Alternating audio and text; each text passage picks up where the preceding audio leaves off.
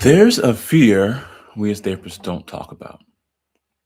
Sometimes we feel lost in the room, and we can't afford to feel lost. I mean, we're the ones who people come to when they're hurting and need our help.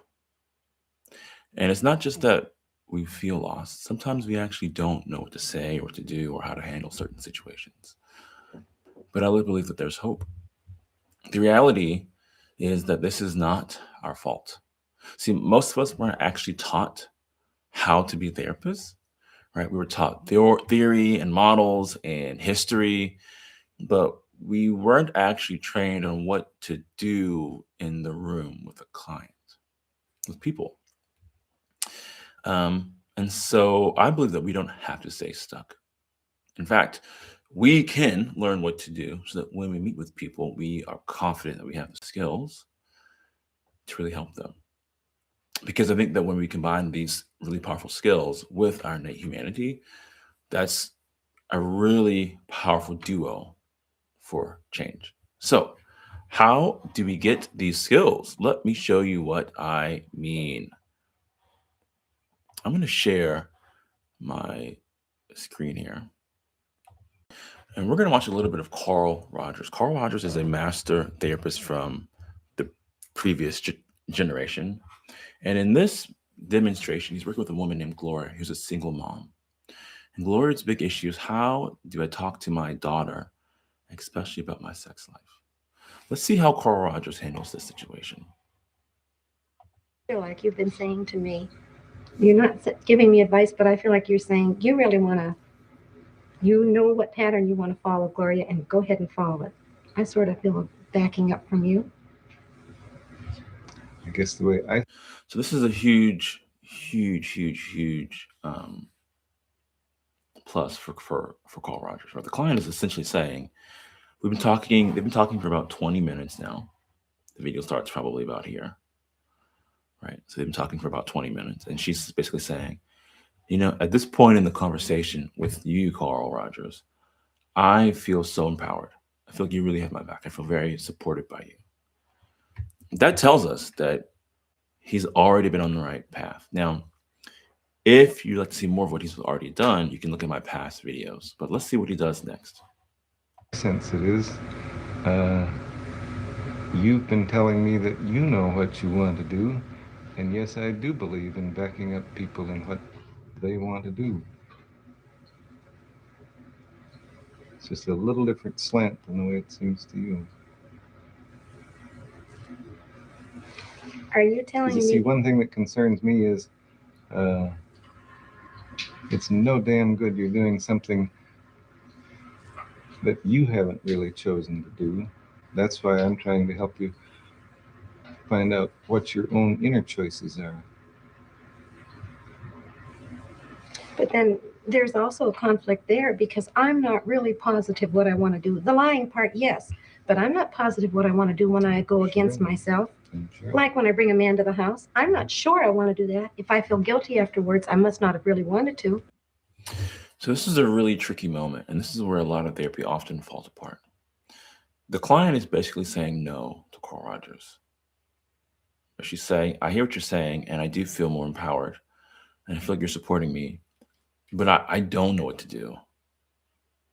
And if we're going to be on the same page, we both need to recognize that I don't know what the next step is that I need to take here.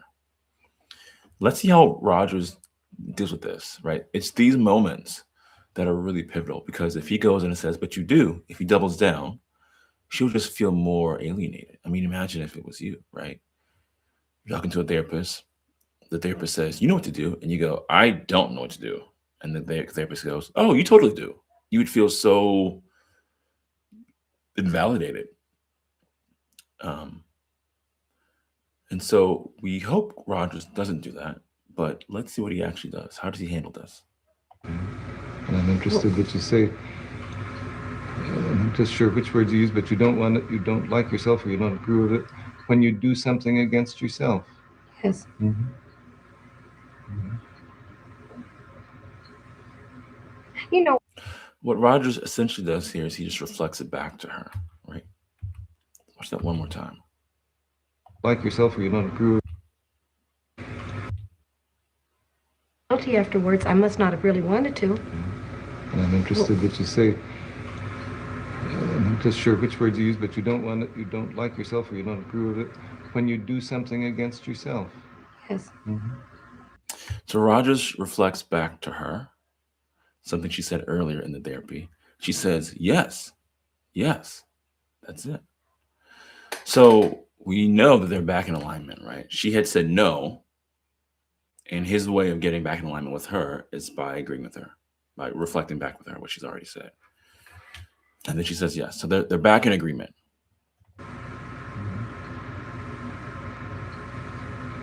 You know, this is so different. Now, this kind of thing that we're talking about now, it isn't just knowing whether you want to do something or not. If I want to go to work in the morning or I don't want to go to work, that's easy.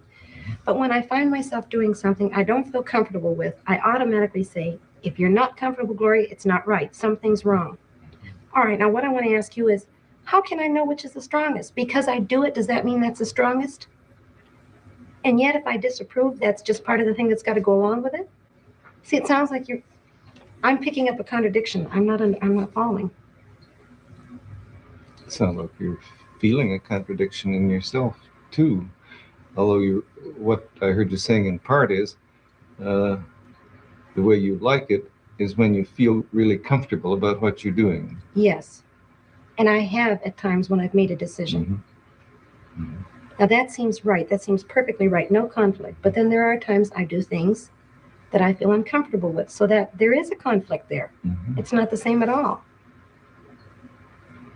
So what I'm saying is, how do I really know when I'm following my true feelings if I have conflicts afterwards or guilt afterwards? I see, because in the moment it may seem like your true feelings. Yes. Like if I'm starting to do it, okay. So that really is tough. When if you feel comfortable in the moment about it, but then afterward don't feel at all comfortable, which course of action was really the one you should have followed? You know, the most outstanding thing, I don't know if you're following me when I say about this conflict. The one thing I know is I've wanted, for example, to leave my husband for quite a few years. I never did it. I kept thinking how nice it would be or how scary it would be, but I never did it. And all of a sudden when I did, it felt right. I didn't feel mean toward him. I just knew this is what I had to do. That's when I know I'm following myself. I'm following my feelings completely. I had no conflict there. Some unhappy things came from it, but I still had no conflict. That to me is when I'm following my feelings. And in everyday life, the small little decisions, the small little things to do don't come out that clear at all. So many conflicts come with them. That's right. Is this natural? Although you're saying, I expect it is, but you're saying too that you know perfectly well the feeling within yourself that occurs when you're really doing something that's right for you. I do. I do. And I miss that feeling other times. And it's right away a clue to me. You can really listen to yourself sometimes and realize, oh no, this isn't the right feeling. This isn't the way I would feel if I was doing what I really wanted to do. But yeah. See, this is what's really one of Rogers' major superpowers. She's essentially putting more and more pressure on Rogers to tell her what to do, right? I, within myself, often feel conflicted. And sometimes I do things that I feel good about. And sometimes I do things that in the moment I want to do. And then later on, I don't get them. And then even when I have this sort of split, right, between these two parts of me, sometimes I'm not clear on what I want. Like with my husband, my ex-husband, I knew I wanted out. But some of these smaller situations, I really don't know. So she's sort of talking about all this, but she's also really asking Rogers, like, how do I make this decision? Tell me how to do this. And what Rogers consistently does is offer back reflection after reflection. And it's an interesting thing to do with a client, right? Because on the one hand, I think we can often feel like we're failing if we're not actually doing what the client is asking us to do. But on the other hand, while he's not doing what she's asking him to do, the client, I think, is feeling very, very understood by him. Even as he reflects back to her, she continues to say yes, which is a way of saying, yes, you get it. Yes, you get it. Yes, you get it. We're on the same page. Listen to yourself sometimes and realize, oh no, this isn't the right feeling. This is this See right isn't the here. way I would feel if I was She's doing shaking her what I head, really wanted nodding to her. do. But yet many times I'll go along and do it So she's nodding her head, and then she finishes the reflection. anyway and say, oh, well, I'm in the situation now. I'll just remember next time. So they're in alignment. And there are moments where they're not in alignment, but as he reflects and demonstrates understanding, he goes back, the alliance gets reforged. They go back into alignment. I mention this word a lot in therapy, and most therapists grin at me or giggle or something when I say utopia. But when I do follow a feeling and I feel this good feeling inside me, that's sort of utopia. That's what I mean. That's the way I like to feel, whether it's a bad thing or a good thing. But I feel right about me. This is what I want to sense accomplish. that in those utopian moments, you really feel kind of whole. You feel all in one piece. Yes. Yeah, it gives me a choked up feeling when you say that, because I don't get that as often as I'd like.